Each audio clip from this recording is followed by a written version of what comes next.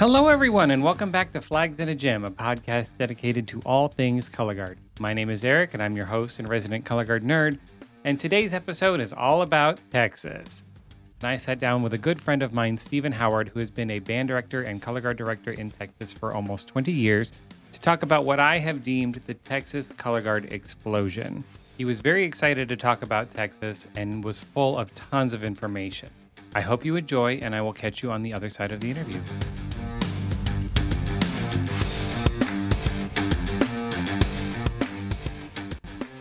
So, how are you? I'm well. How are you? Well. Good. Welcome. Before we get started, why don't you introduce yourself to everybody? Let us know who you are and kind of how you're in the activity. Sure. My name is Stephen Howard, and I have been a high school band director for almost 20 years now, and have been also teaching high school color guard and independent groups throughout that time. And I'm currently in Bryan, Texas, which is about 2 hours outside of Austin. I lived in Austin for about 15 years, moved out there from Virginia, which is where I did all my college work and where I went to high school, and kind of found color guard in my life. So started marching when I was a senior in high school, did the independent groups, did some drum corps, and then moved out to Texas, and I've been teaching out there ever since. Awesome. Yeah. We marched together in independent, and then you marched crossman, right? For drum corps crossman. Awesome. Yeah. I didn't know you started your senior year though. I thought you started before that.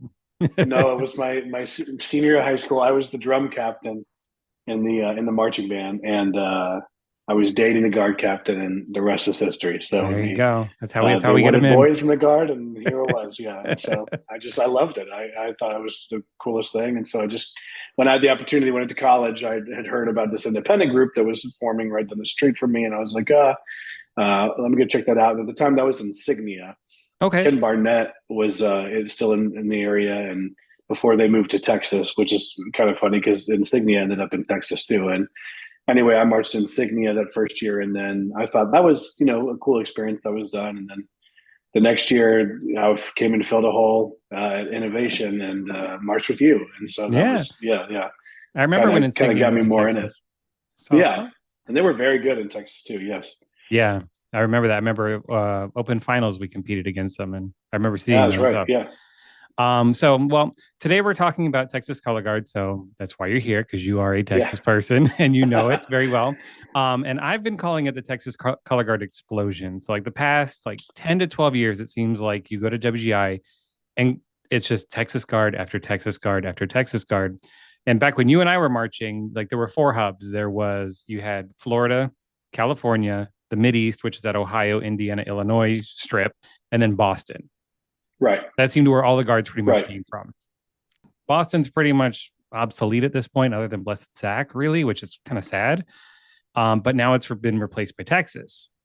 And I think Texas probably is number 2 in representation at WGI behind Florida, because now you have Georgia exploding too. You kind of lump them together. So why is it happening? That's well, there are many, I think, layers to this, and and the whole prompt that you had given me about this, and in kind of thinking about it over the last few days before coming on, was like, okay, what have I seen since moving down here, and what has kind of been the things I've noticed that have created success for some programs, and that maybe we faced challenges with on the East Coast, right, in the Mid-Atlantic area. As I taught many programs in Virginia and North Carolina, and some, in my college days before moving out to Austin. I moved to Austin in 2007, so I've been here almost 18 years. And one of the things that I started my career in Texas at James Bowie High School, which is South Austin, and a very good band program. I was extremely fortunate to be a part of that big BOA program. At the time when I was hired on, they had a color guard in the past, and they had kind of gone the way of the dance team. And so they had kind of shifted into the dance team thing. And my head director at the time, who hired me, he kind of charged me with, "Hey, we're going to start this color guard again."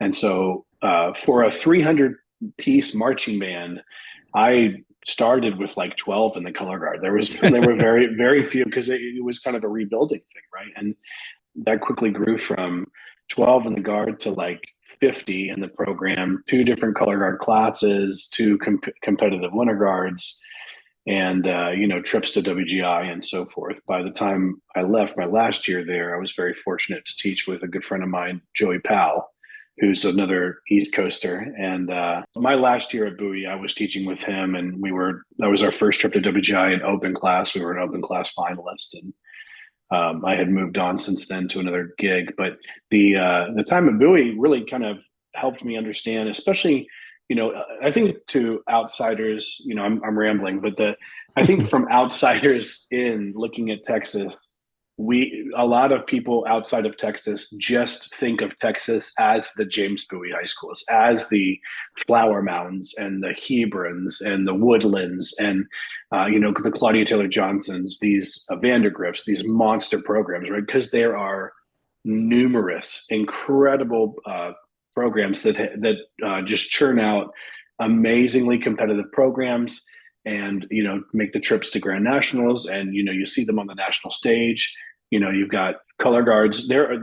I was just talking about this with a friend the other day about how there really should be probably 15, 16 scholastic world-class color guards in Texas, because there are just so many really great groups, but we haven't quite figured out how to get them all there yet. I guess unlock that. But anyhow, one of the things I have seen since being here is, yes, there are those incredibly infamous like names that everybody nationally knows from Texas, just like we know the Avons, or just like we know the Carmels and the Tarpon Springs names, from across the country. We have lots in Texas, but I will tell you, that's like a fraction of the amount of schools. Obviously in Texas. Texas is a huge state.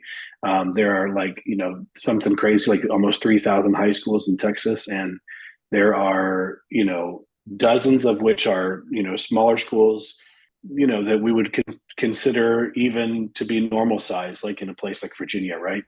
That we consider in Texas to be very small. But the thing that I've noticed here, regardless, is the infrastructure for the performing arts here lends itself to, I think, more of a supportive, well-funded atmosphere here than what I've experienced in other places.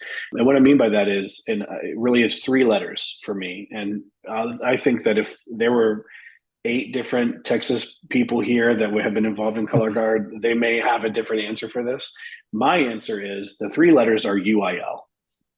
UIL stands for the University Interscholastic League, and that is the organization that we compete under in the state of Texas for athletics and music and academics. So if you think about, like in Virginia, we have VBODA is our state band and orchestra division, right? That is a separate, independent entity from anything that's run by the state of Virginia, right? VBODA is an excellent organization, but it is run by peers, other band directors and orchestra directors in the state, right? And so UIL is a state-run organization, and the same people that sit on the executive board that run the marching band contests and concert band assessments in Texas also are sitting on the same executive board that run football state championships and volleyball state championships, and all the athletics and even academics. Theater, one act play is part of this same organization. So it is. And, depending on how many different activities your campus participates in or how many awards they win, some campuses really get competitive for this thing. I forget what it's called, like the Lone Star Cup, I think is what it's called. And at the end of the year, you tally up all those points, and the campus with that, however many points you get, you get the Lone Star Cup, which is, some principals really hang their hat on. So it's, anyway, the UIL is it for me. That's really what I noticed the big difference was when I first got here. Marching band in the state of Texas is as competitive and I guess elevated as football. when it comes to, because it's run by the same organization. You get a UIL like plaque for making it to the state semis in football. It looks the same as the plaque that you get for making it to the state, marching band contest. And so when you put those plaques side by side and they say the different things, marching band is the same as making it to state for football or yada yada, and people can debate that whether or not they really feel that way. But on paper and when it comes to how they treat it through the UIL, I think that there's a lot of similarities and it puts everybody on a very level playing field. Now, I'm not saying that marching band is funded as well as like athletics and stuff. I won't go that far, but I will tell you that, we have, if you look at, competitive football programs in our area, those kids are getting private workouts. They're on a nutrition plan. They want to get recruited by D1, colleges, and they want, maybe they want to go pro and all this stuff. So they do all these things to do that. We have musicians, that we kind of, we have band programs that treat it kind of the same way. They're taking private lessons in high school during class. They're making sure that they're preparing for the all-state audition process to get recruited by a D1 music program. You know what I mean? It's kind of, there's a lot of, it mirrors itself very, very well. So because marching band is so competitive, and I think you've seen over the last 30 years, I would say is probably the span really of Texas slowly starting to participate more in things like Bands of America and wanted to do a little bit more outside of the state, going on a national stage. And there's history of that way back, even further than my existence, of course. But there, I think that you can go back even a little further and find more evidence of this. But especially in the 21st century, we're talking about band programs that have gone up there, and they said they've seen the Avons, they've seen the Mechanicsburgs, they've seen the Carmels, they've seen these color guard programs in these band programs and say, oh my gosh, we play really well. Texas bands are really like technically, everybody kind of says like they're technically very good, and but we're missing like the artistic component of this, and maybe the color guard will help us with this. So there's been a lot of band directors to come back with that feedback and just said, okay, we need to invest in this. And so that has kind of led to, I think, fine arts directors and band directors in their different, school districts being able to go back to their school boards and their principals and say, look, we need to invest in this. And this is what our neighboring school district is doing, or this is what the model that we see other people doing. They've got color guard classes. They've got a budget for their color guard. And they're hiring somebody as like a paraprofessional or a part-time employee to teach the color guard, because it's not a skill set that a lot of band directors have, right? Fast forward to, I think it's the explosion has really happened because the school districts that have been able to figure it out, I think, and have been very successful are the ones that are investing in the infrastructure when it comes to the budget, when it comes to the classes. During the school day, kids have color guard classes, not uncommon. Pretty much, I mean, I wouldn't say every Texas high school has a color guard class, but I would say there's a very large number of kids that are taking color guard as their fine arts credit during the day, right? And so that satisfies a graduation requirement and gets them to be a part of the marching band as well. So, and then of course, the addition of actual employment status.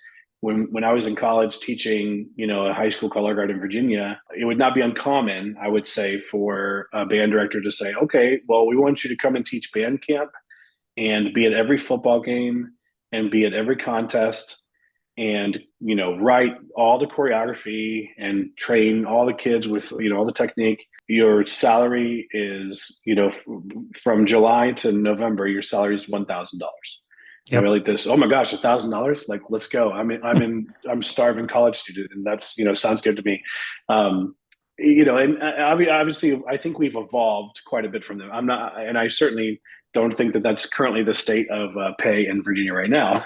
But I will say that You're not That far wouldn't. off. Well, it would not be uncommon, and usually that was funded by the boosters, right? Right. Yes, it all comes And from the band you booster. Yeah. still right, and so there's no support from the actual school district or the school system. And if you're paying out of a school budget, you have to go through all these hoops to get paid, and explain who you are. What are you doing? What's the color guard? The district wouldn't even know. Here, it's I find that there are many school districts, and again, I'm not speaking for the entire state, but many school districts have figured out how to add a position to their staff that would allow them to be like a paraprofessional. For instance, if I were to hire you at my school district, I have a position for this where it is a color guard director position. You're going to teach the color guard class. You're going to teach the middle school color guard class, which I'll get to in a second. And you're going to help me with any other like day-to-day administrative tasks that I, as a head band director, need to accomplish. So maybe I'll have you help me, like, put some dates on the band calendar. Maybe I'll have you pick up some posters for an upcoming concert, or maybe I'll have you schedule buses for XYZ events. You know what I mean? Help me out with some of the day-to-day stuff. And so there are paraprofessional jobs that exist in many districts that satisfy that. And so the kicker here is you're getting paid, I would say on average, in general, a person coming in to do those job responsibilities and work like 20 hours a week would start at probably maybe 30K. Wow. And then, but the kicker is now you have benefits because you're considered a full-time or at least a half-time to plus employee.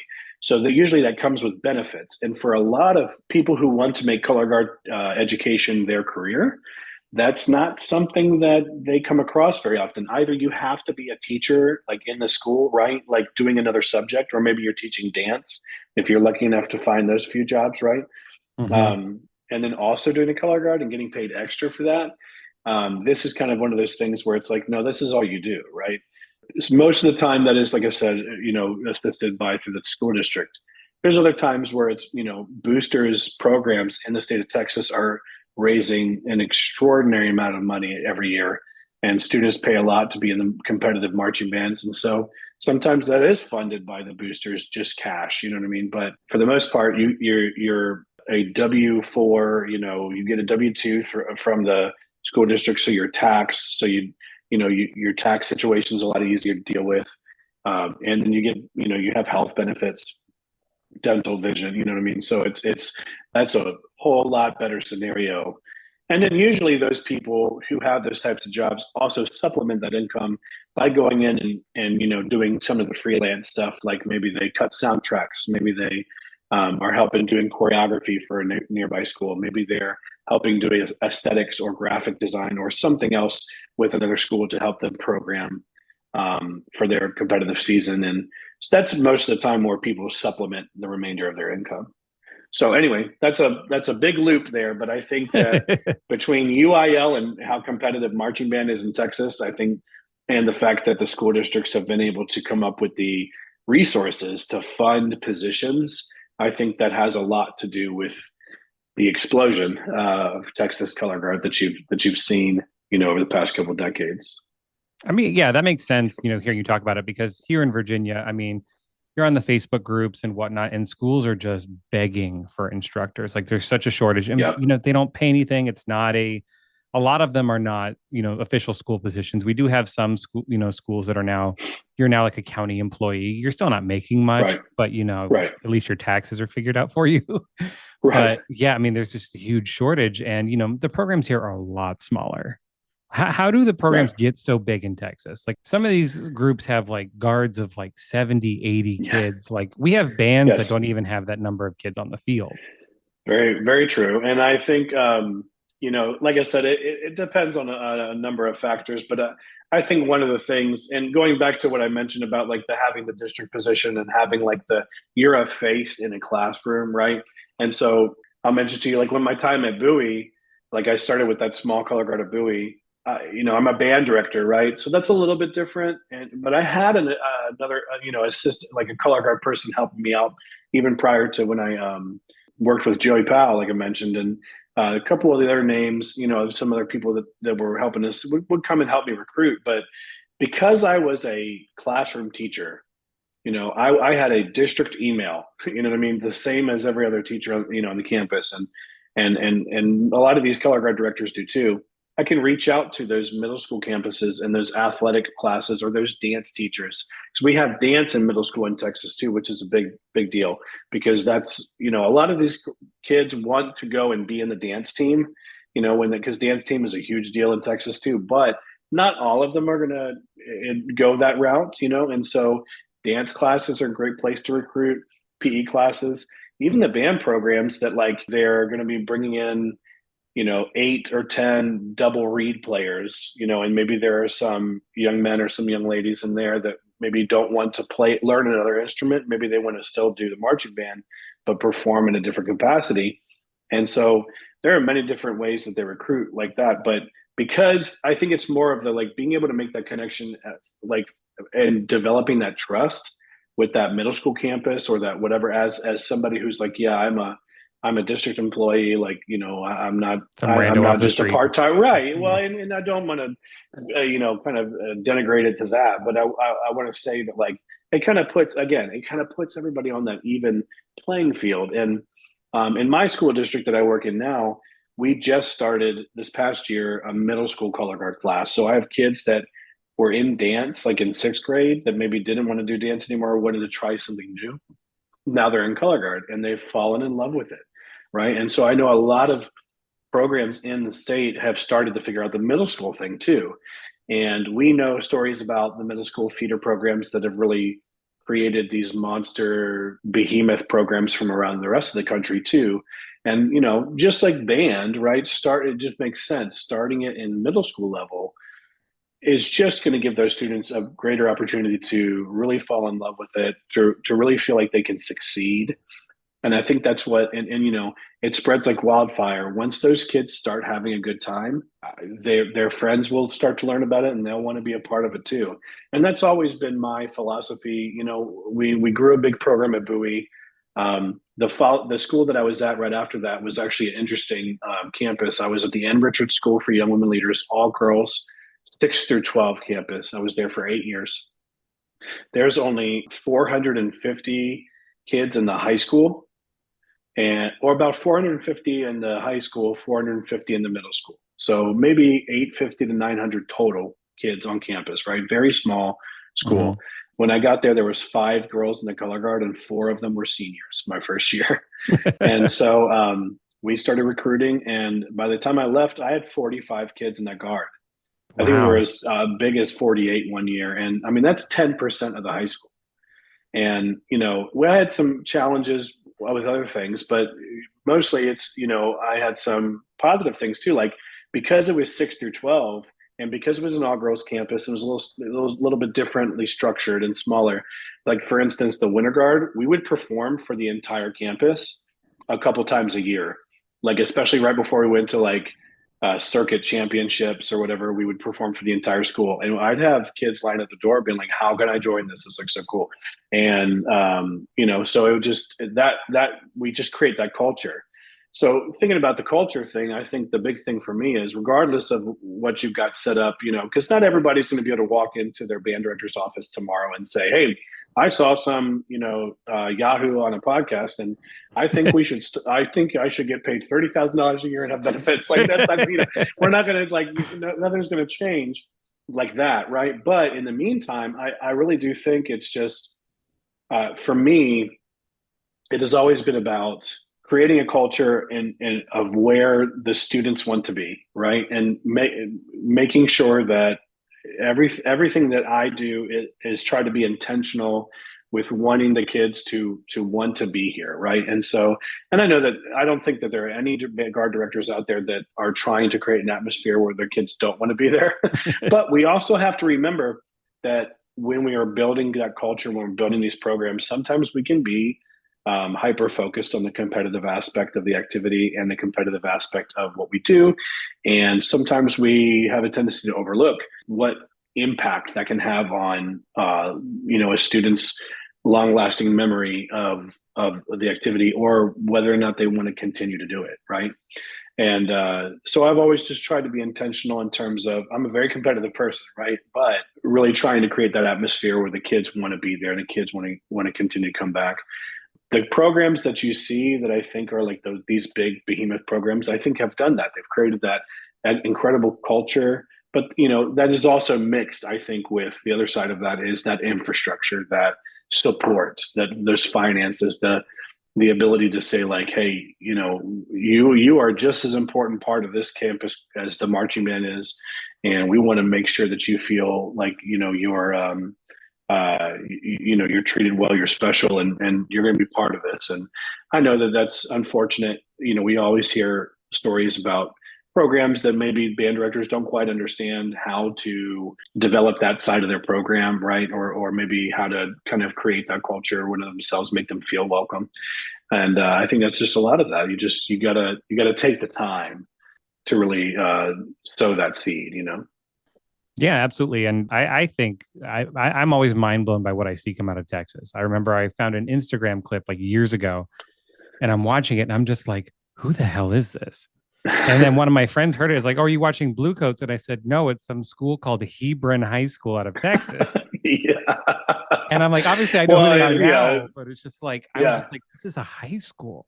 You hear a band like that play, and they're just, I mean, it's just unreal. It's just unreal, and it's incredible. I'm always, my jaw is always on the floor Yeah. when I hear groups like that. And here's the thing about it is there's half a dozen more probably at the top of the state, marching contest or something that play just as well and can elicit that type of reaction.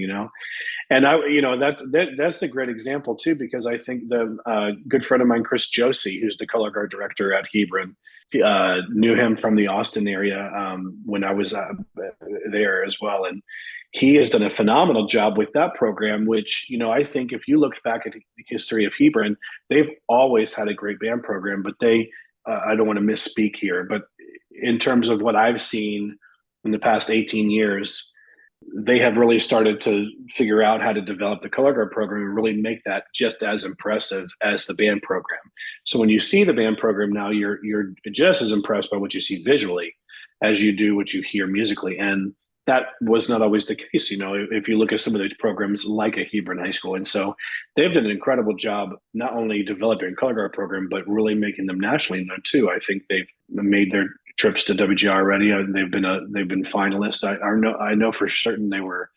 I think during the COVID year they were one of those virtual finalists. I think, but he's done an outstanding job taking a program like that and really making it elevate it to the level of the band program and quickly, which is very hard to do.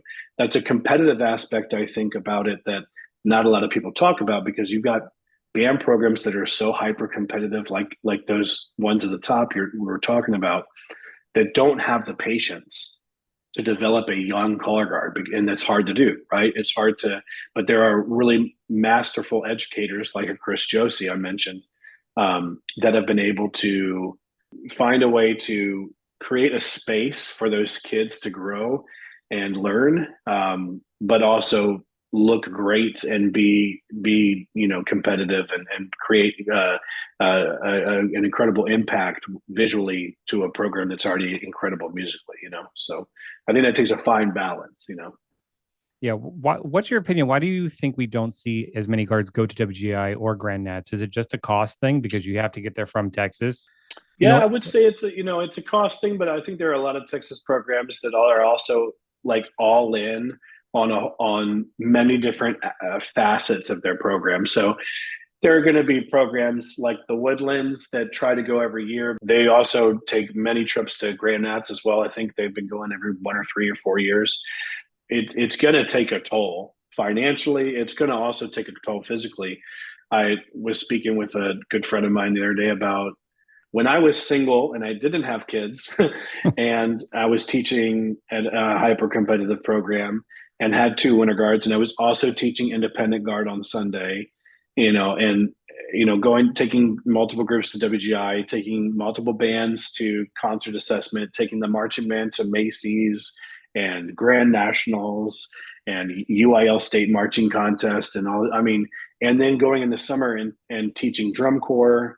you get to a point where that cycle is just it's so much, right? And it's like you got to find a time to like, how can I keep this up? No person can do that.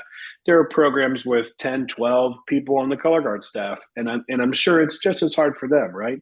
At some point you got to build in that time, to kind of like take a step back a second, continue to focus on the program, but maybe not the trips and the big time competitions and the stress of that for one, or a cycle. You know what I'm saying? Just to kind of give yourself a reset.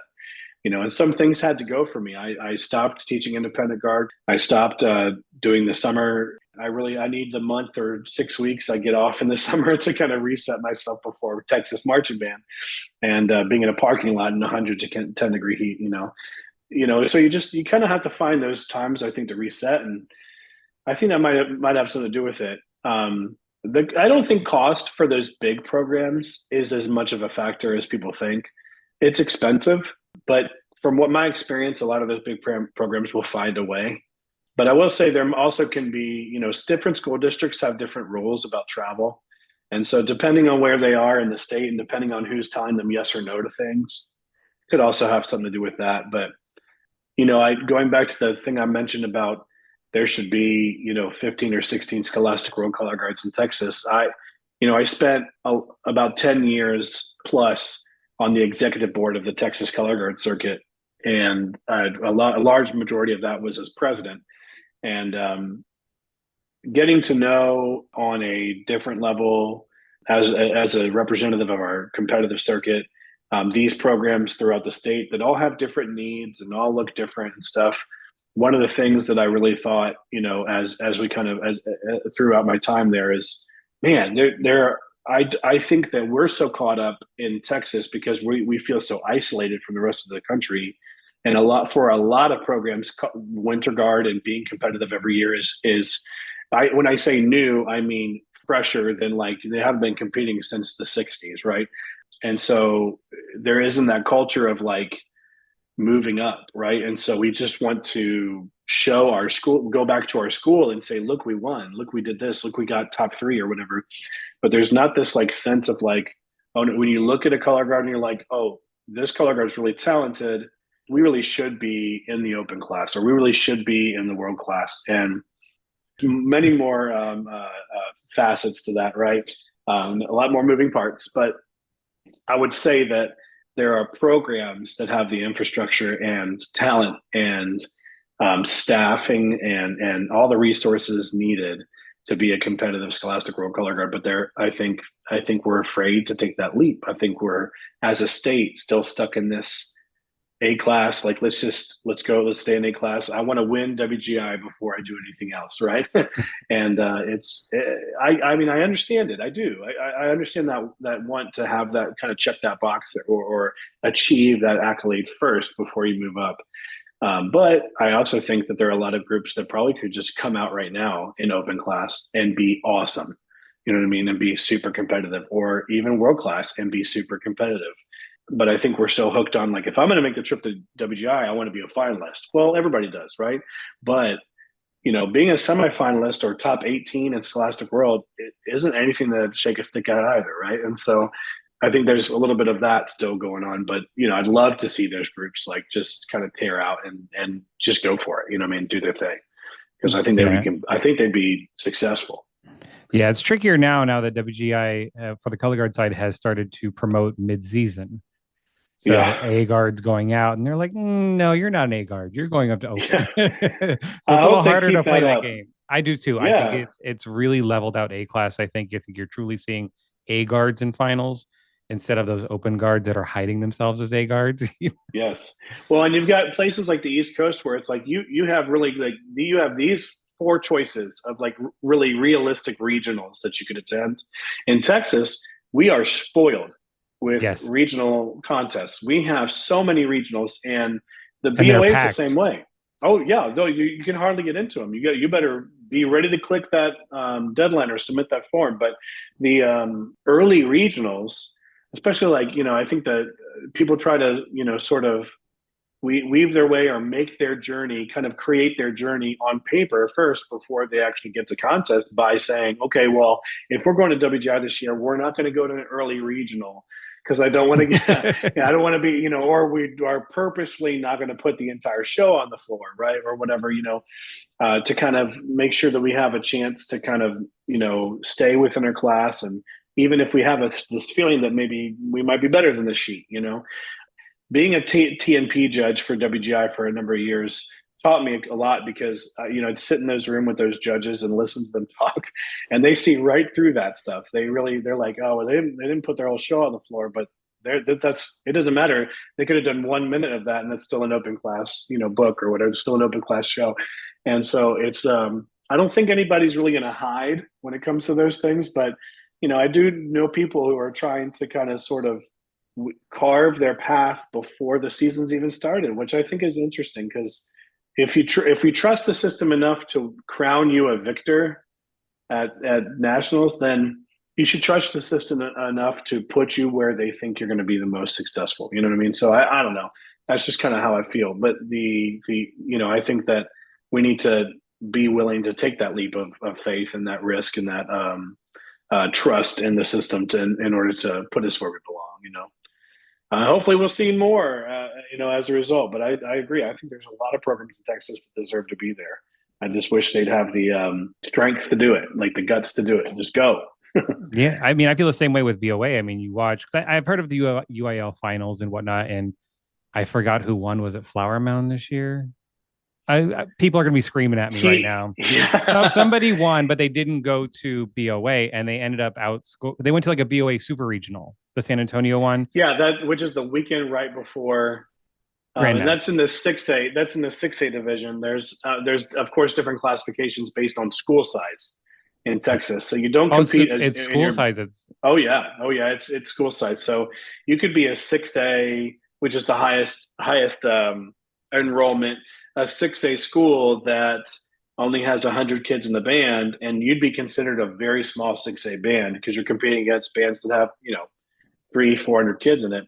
I teach at a 5A school, which is the next tier down below 6A, and even then, I teach a band of about 100 kids, and we're considered a smaller 5A program than a lot of 5A. There are 5A bands that I'm competing against that have 200 members in it. They only have 1,800 kids in the high school. So those are big programs. It's just, you can't, that's not what we have to compete. So yeah, that's interesting. Yeah. Because, over where we are in Virginia, it's your band size. How many kids you have in your band? That's your class. Yes. So, that's fascinating. And it's kind of like BOA in that sense. BOA classified it in size by 10th, 11th, and 12th grade enrollment. It doesn't include freshmen, but it's the similar thing. So most Texas like 6A schools are going to be those big 4A bands at BOA and so forth. And for the most part, it aligns with band size. But there are many other bands that you don't see in those classes that can't compete at that level because they don't have the growth in the program to do so. Wow. But yeah, I don't think Hebron went to BOA, and I think Flower Mound did, but Hebron did. I think that's what it was. I don't know if any of the big. That was the end of my season. That was the end of my season, and I was kind of checked out by then. But that was 6A. I was like, Avon won, and then like Tarpon was third, and I know Broken Arrow was there. Maybe a Texas Cedar Park was I think like fourth place. Yeah. Very high. They're an incredibly good. That's a 5A band, by the way. Very good band program from the Leander school district. Several Leander schools were there. I think Leander made finals too as well. They were 12, Leander High School. 12, yes. But I think like if all those Texas bands went, I mean, it would be of those 12. I think eight could easily be Texas bands, easily. It's tough, and I think it's funny because I think and I think this is all in good fun. I don't see or feel any like backhandedness when I read these comments on Facebook, but there's plenty of people that kind of have an opinion about, well, who's got the better bands? Is it the Indiana folks? Is it the Midwest? Is it the Texas folks? Is it Florida? Is who? I've been in Texas for almost 20 years. There's no definitive evidence to say that one state has more, but you look at the finals lineup and you're like, oh, there's these bands from Indiana, there's these bands from Ohio, there's these bands from the Midwest area, there's band or two from Florida or Georgia, there's some other groups peppered in, and then there's four from Texas or so. The debate is like, okay, well, that Avon band, they got to go home and sleep in their beds that night. You know what I mean? That's a couple hours drive for them. Did they have to get on a plane to come up there, or did they have to take a bus from, all the way across country to get there? But I feel like the other side of the coin there is Avon put their money where their mouth was. They came down one year to the San Antonio BOA Super Regional, which is a lot of people consider to be the hardest contest in Texas. Some consider it to be even harder than Grand Nats. Yeah, it's like a mini Grand Nats. Yeah, it's just like yes. There's almost like 90 bands, and they're all most are all from Texas. We have a couple from out of state come, and Avon came one year, and I feel like they won. I can't remember. It was so long ago, but anyway, they put their money where their mouth is. Like, that's fine. Well, we'll fly from halfway across the country to compete against y'all. Because that's the argument. We would do better if we were closer to the event or something. But I think there's a lot to be said about that. It takes a lot. These kids, unless you go every year or unless you're used to traveling like that, we're talking about 12 to 18-year-old kids, right? And so it's like, when you put that type of pressure on them, when you put that type of like schedule on them, you're taking them out of their element, you're taking them out of their comfort zone, you're moving them halfway across the country to have a whirlwind 3 days of little sleep and highly competitive stress. It's tough for any group to do, any teenager to do, and those kids that do it every year should be absolutely applauded, and we need to show them a lot of gratitude for their performances. But it's that is a tough part about it. You just you're having to plan that element of it, with teenagers that for some of them that might be their first time even out of the state of Texas, let alone out of their neighborhood or taking an overnight trip. So it's a big deal, and competing at that stage, at that level, in Indianapolis there's a lot of moving parts, especially those big programs. We were at Bowie, we had 350, I think was our largest, and that's a big marching band. And in Texas, that's pretty standard now. Wow. It's just at that level, at the 6A level. It's and again, I don't want to speak to all of it because there's a lot more really quality marching band that's not that size. But we're talking about these programs that we see and we know and we kind of think of when we think about that grand national level. We're talking about 250 to 350 piece marching bands. So you're talking about they chartered 2 planes to get there, or they took 10 charter buses, to get up there, or something ridiculous. And, they've got 60 chaperones with them, or, and they have 2 semi trucks driving, it's a drum corps situation, but 3 drum corps size. Right. So and then you got to house them somewhere. Right. And so it's, between all the moving parts, it's tough because the kids, it's a lot of the kids, you know what I mean? And so, getting back to the argument of who has the better marching band or whatever, I really don't think that there is an argument there. I just really think that these programs and these kids and these incredible geniuses that come up with these shows and these incredible educators that teach them, it's just an incredible display of all that is good in the world, in my opinion. So it doesn't matter what state it's from, Yeah, and I think at the end of the day, everybody truly needs to remember these are kids.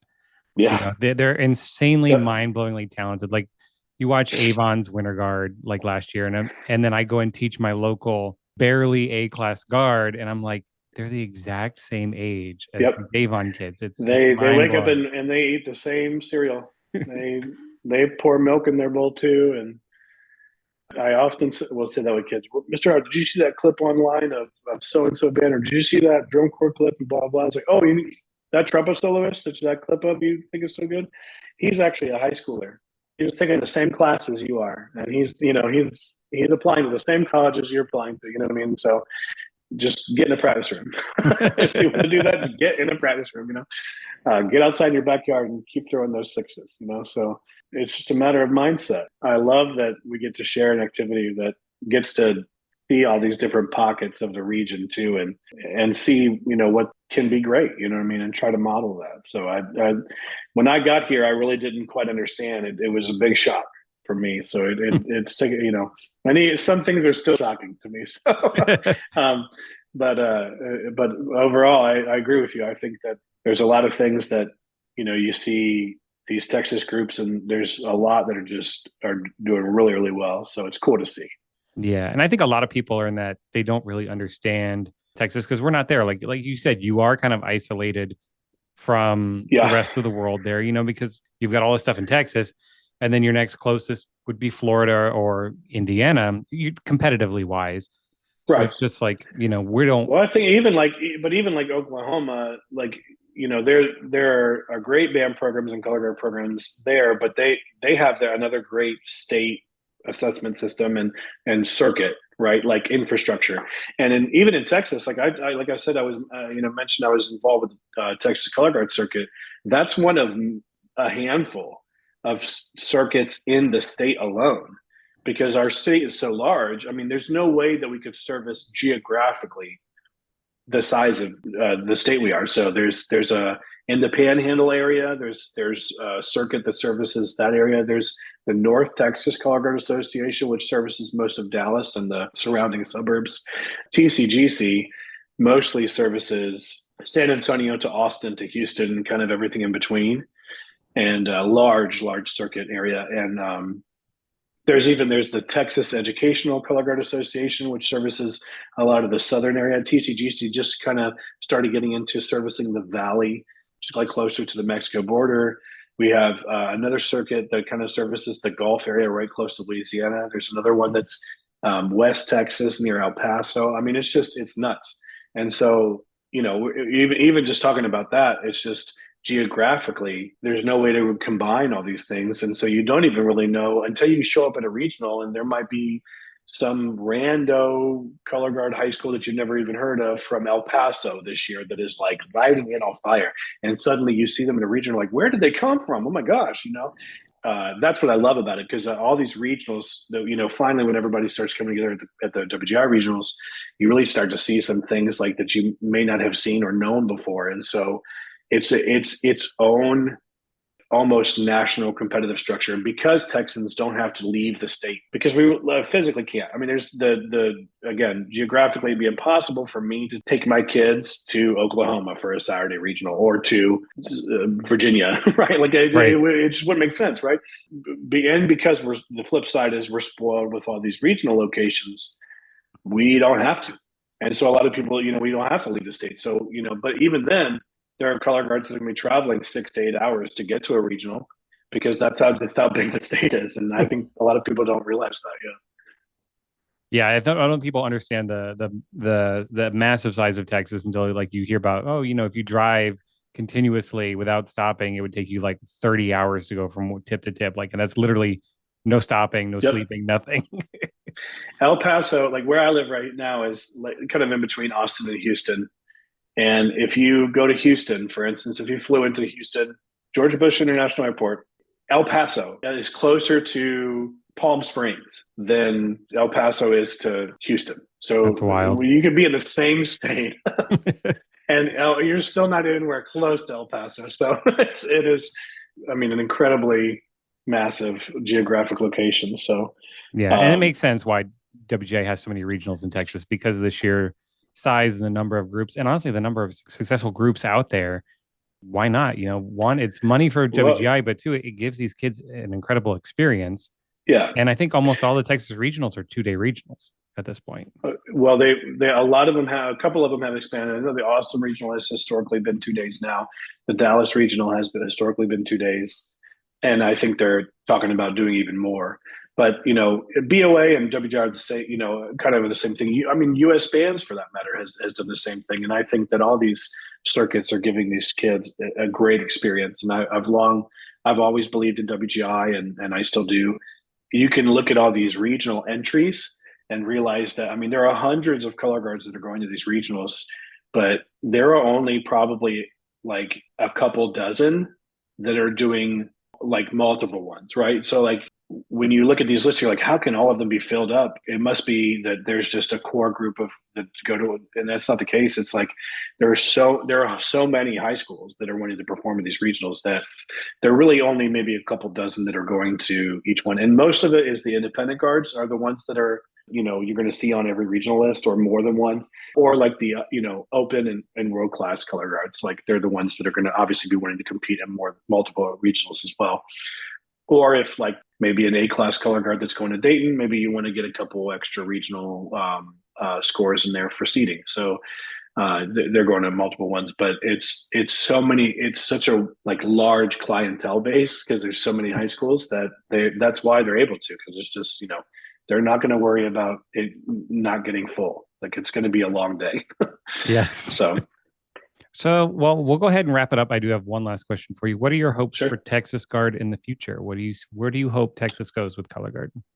I think that Texas Guard is going to continue to flourish just by the state that it's in right now, and it continue to feed itself through the resources and through the infrastructure and through people understanding and band programs understanding that this is really something that's going to elevate your band program, and school districts investing their time and resources into the staffing and the class schedule and all that needs to take place to get these kids involved. I think that that's going to continue to feed itself.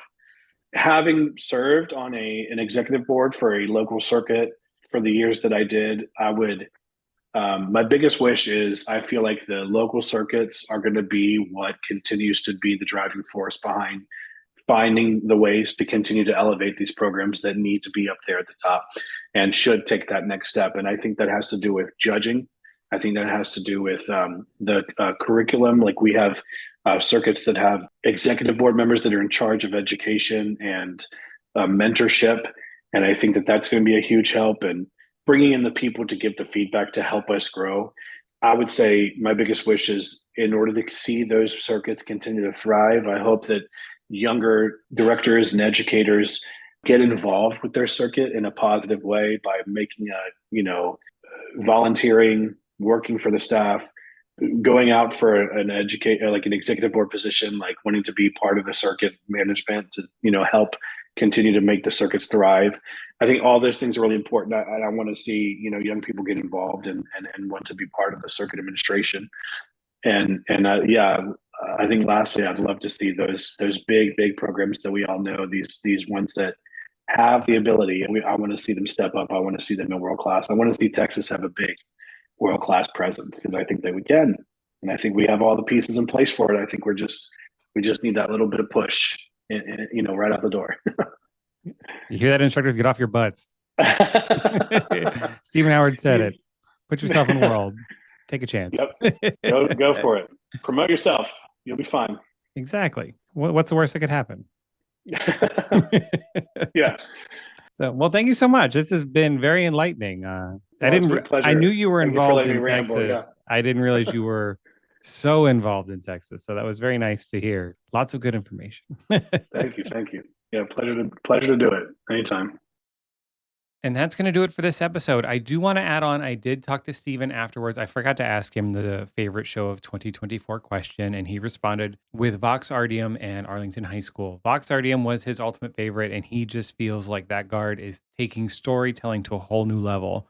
Just a couple quick things. I do want to give a special little shout out to a flagline friend over at Kiski Area World, a Miss Sophia Wilson. I want to wish you the best of luck this season. You keep representing that flagline, and remember, flagline is the best line. Flagline, best line, represent. And we are now also officially into the competitive season for 2025. So I will be covering some of the televised regionals. And if you're going to be at these regionals, I wish you the best of luck. Go out there, have fun, breathe, and give it your best. And then I'll be back next week with another episode. So until then, stay safe, stay fabulous, and remember, at the end of the day, it's just flags in a gym.